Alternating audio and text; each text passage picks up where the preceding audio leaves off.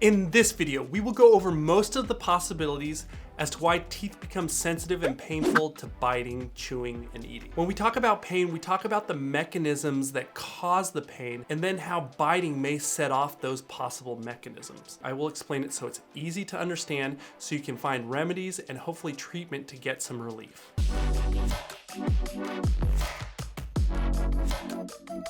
I am Rick Buck and I've been a dentist for 15 years, so like and subscribe if you have teeth. When a patient comes in for a toothache to my office, the first thing I want to know is, are they having cold sensitivity? But next, I ask about the biting pain. Here are the things I want to know about the biting pain. How intense is the pain? Is there a time of day when the pain comes? Is there a type of way or manner in which you bite that sets off the pain as opposed to other times when you bite? Where is the pain?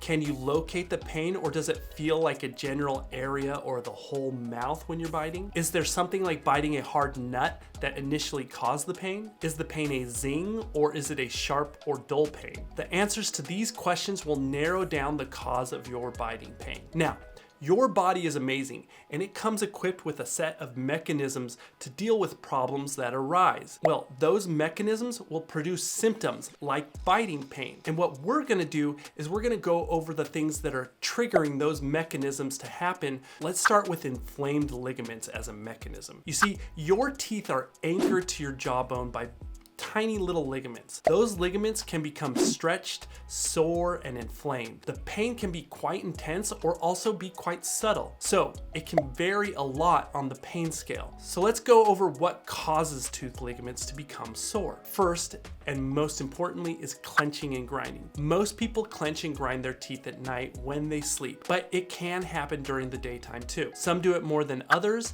and you will do it at certain points in your life more than at other times. Most people don't even know they are doing it.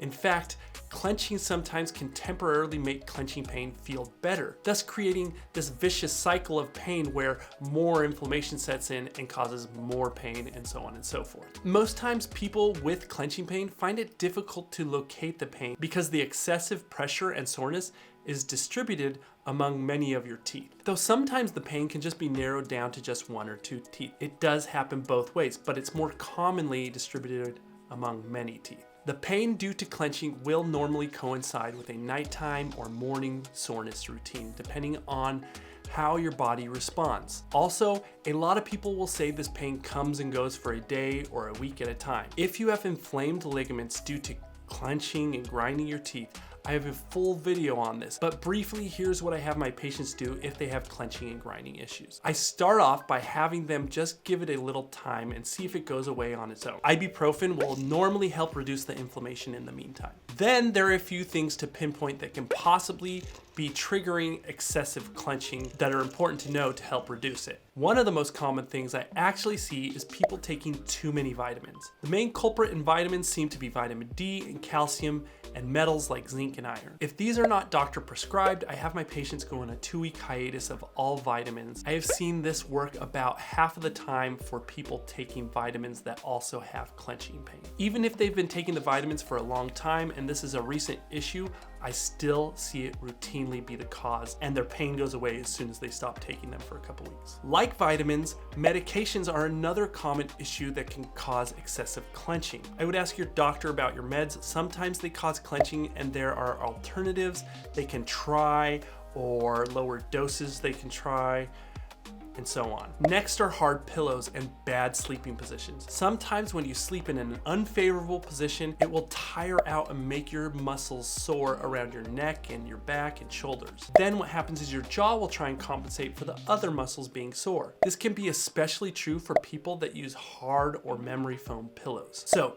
try changing pillows or no pillows, and a lot of people can't do that because of back problems, but try new sleeping positions in general. Stress also causes clenching, so reduce that however you can, even if you need to take some time out of your day to just de-stress and meditate. Also, extreme workouts and diets can also cause clenching, likely due to some sort of imbalance in your body. So doing a more simple workout routine and making sure your diets aren't too extreme, at least for a couple weeks, to help see if that's the cause. Once you have tried those, or if they don't apply to you and the pain persists, then there are a few interventions we as dentists can do. Most dentists make night guards to evenly distribute the pressure of clenching. In my opinion, we do that a little too quickly in the dental profession, but it definitely can help if diagnosed and treated correctly. Or what dentists can do, and what I do in my practice in addition to night guards, is I do Botox for the jaw that reduces the amount of involuntary clenching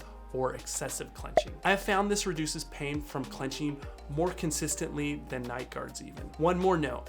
If clenching pain is limited to just 1 or 2 teeth, sometimes we as dentists can file down those teeth just a few microns to reduce the pressure, and this will give the relief and everything goes back to normal. Other things that cause inflamed ligaments are food impaction or getting food caught in the teeth. This pain is a little more intense and localized, meaning it's easier to pinpoint if you get it. If this is the case, the pain is most intense when eating and getting food caught in your teeth while eating, and popcorn seems to be a big culprit for things getting stuck in the gums. Food impaction is very common for people that have teeth that don't butt up or contact each other tightly. Best way to tell this is if your floss just glides through instead of snaps through. The best remedy to this is to remove the debris with floss. My favorite floss and all my favorite dental products are linked to below this video. If you want to see why they're my favorite products, watch my daily tooth care routine at the end of this video. There I show you the results of a great floss and toothbrush and technique by staining all the plaque in my mouth pink. It will also show you the best way to remove your dental plaque daily. It'll blow your mind. Anyway, going back, if you're getting a lot of food and debris caught in your teeth, what you want to do is tie knots in the floss and then thread it back and forth until you knock the food or debris and it comes out. Don't do that every day, just when a lot of food gets impacted in there. And I have a video about that too if you want to go watch it. Ultimately, if you have a gap in the teeth causing a lot of food impaction, a dentist can do a filling or a crown to tighten the space and minimize the food impaction. Speaking of fillings and crowns, a high filling or crown is the next cause of inflamed ligaments. If a tooth filling is high, it will take more force than the rest of the teeth and the ligaments of that tooth will become sore. Normally this can be pinpointed to one tooth, and normally dental work has been done recently and the bite just feels uneven or off, or maybe even a tooth is slightly loose if it's happened for too long. In this case, you would need to see a dentist so they can just slightly file down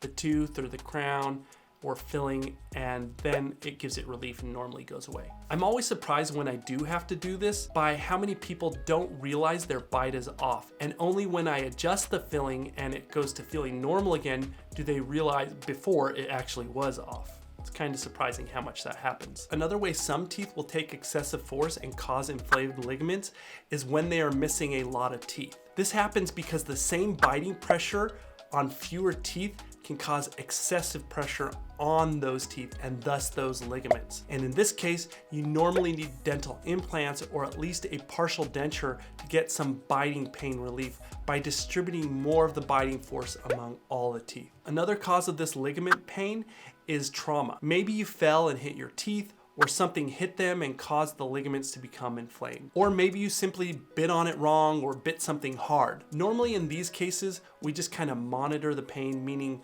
we just make sure the pain doesn't get worse, and then in a few days the biting pain subsides. This isn't too worrisome unless the pain returns or is constant.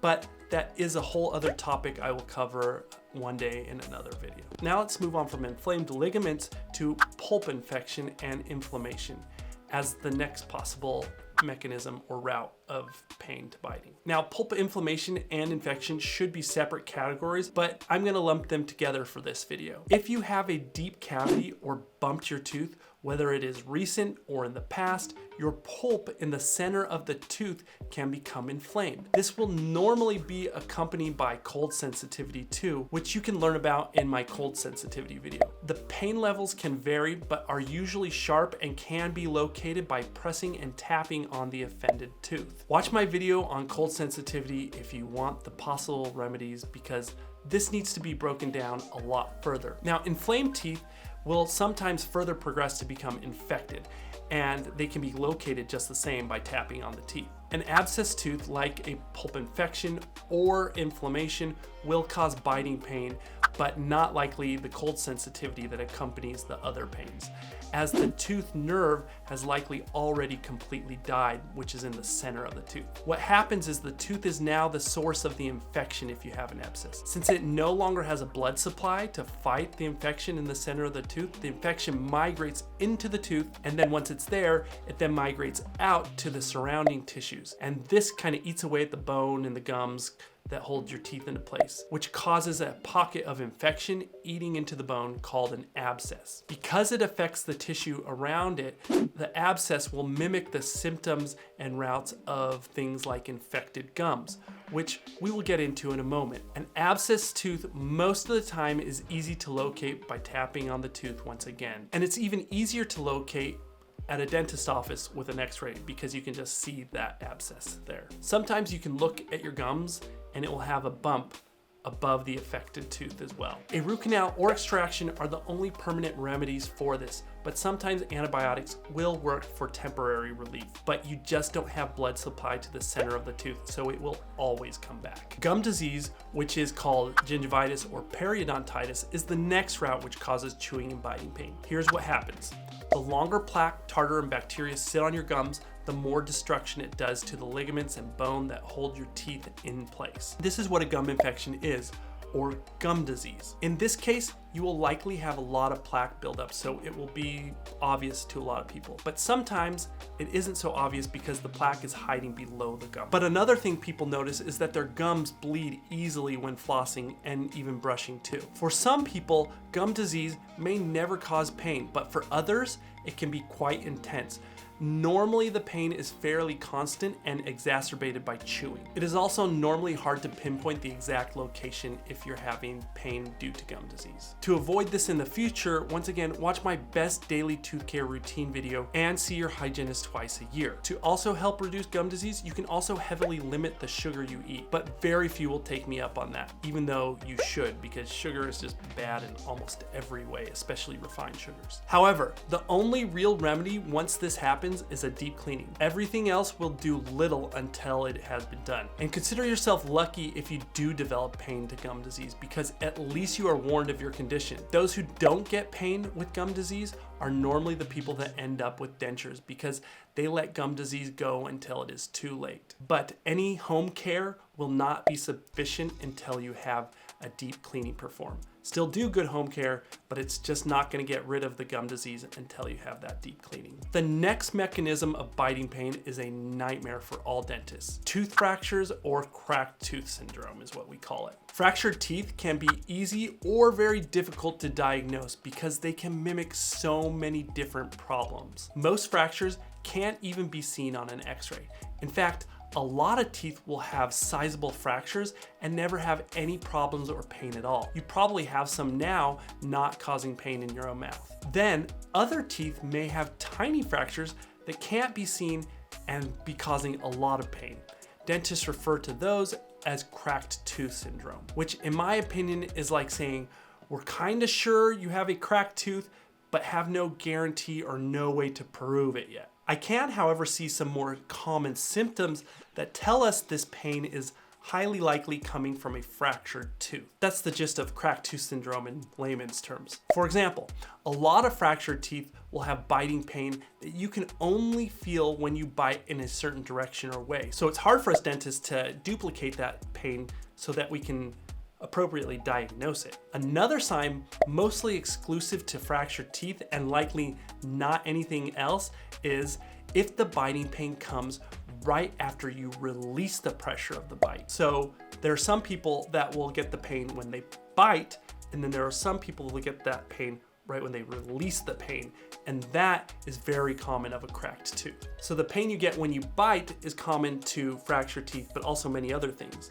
But the pain you get when you release the bite is pretty much exclusive to a fractured tooth, so you can almost narrow it down to that if you have pain when you release the biting. Fractured tooth pain is also very commonly described as a zing as opposed to something dull. While these symptoms I just went over indicate a likely fractured tooth, any type of biting pain can arise from a fractured tooth. It is just that other biting pains won't eliminate other possibilities. I hope that makes sense. The good thing is, if you can duplicate the biting pain due to fractured teeth consistently, it is very obvious what is going on, or at least which tooth is the issue. Depending on where and how big the fracture is, will determine the remedy to the fractured teeth. Normally you're looking at a dental crown or extraction to fix the fracture, and sometimes a root canal. Okay, let's move on to some less common biting pain issues in case it applies to you. The first one is called dentin hypersensitivity. So when you wear down the enamel of your tooth by grinding it away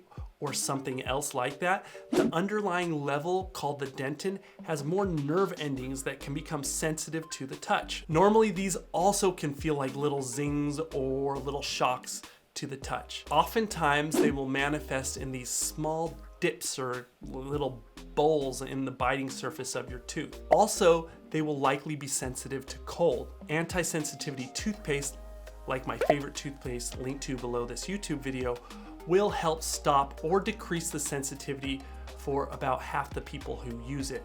The longer you use the anti-sensitivity toothpaste, the better it works. Most of the time, treating these spots and pits is as simple as the dentist doing a filling to insulate them. And normally these fillings work really well to stop the sensitivity. Sinus infections can also cause biting pain on your upper teeth. If you could look at the bottom of your sinus, you would see little bumps where the roots of the teeth butt up against the floor of the sinus. When there is pressure in your sinuses, that pressure can be translated to the upper molars and make them hypersensitive. The good news is, whenever your cold or virus or allergy subsides, so should the sensitivity to the biting. Decongestants can also help if you want to take them. However, that being said, some decongestants can make you clench more and cause more biting pain. So that one is kind of hit and miss. I find Afrin works really well to get rid of congestion, but does make some people clench more. The next route of chewing pain is very common, which is TMJ or TMD. I'm working on a series especially about TMJ because it is too extensive to cover in one video. Hopefully it will be done by the time you watch this. The TMJ is your jaw joint and TMD is the disorder of the TMJ. TMD is a lot like saying you have back pain. It doesn't tell you a lot. So for example, if you were diagnosed with TMD or someone just said you have back pain, you would have questions like, okay, is this coming from an injury, muscle pain, inflammation in the jaw? Are the joint ligaments arthritic? Is this because one of the joints are out of place or out of alignment? What is causing it to be out of alignment? You get the picture. You're still left with tons of questions. It's a very broad term. So that's why it's important to watch those other videos so you can kind of narrow it down a little further. But oftentimes TMD manifests itself in like some of the other causes I've already explained, like clenching, so I won't go into it. But if you feel like you have TMD, see your doctor and watch my videos on the subject. Botulinum toxin or Botox in your jaw muscles I have found to work really well as a treatment that dentists can do, but only certain dentists do them. And I found it stops clenching to some degree in almost every patient that I do it in. Along with the symptoms of TMJ and TMD is muscle pain, which has a unique role in biting pain. You see, sometimes jaw muscles, when they have a great deal of inflammation, or knots as we call them, can manifest as phantom tooth pain. A lot of times this is triggered by biting or chewing. Here's a diagram of which muscles possibly manifest pain into or refer pain to teeth. It's pretty interesting because you're actually having the problem in the muscle, but it manifests or you feel it in the tooth. A good way of telling if this applies to you is pressing on your jaw muscles and see if you can feel a referred pain to your teeth. That works for some people, but not everyone. Breaking up the knots will likely ease the pain. You can do this with what we call trigger point injections, or you can do it with acupuncture too. But Botox will also help remedy the situation by calming down the overactive muscles and kind of breaking up those knots. Remember, my favorite brush, floss, toothpaste, and dental products are linked to below this video. Everyone should watch my best daily tooth care routine I have posted now to have the best oral care each day in brushing and flossing and the best technique. If in Southern California, my dental office is linked to below this video. Like and subscribe if you have teeth. I bet people didn't realize there was that much to their biting pain.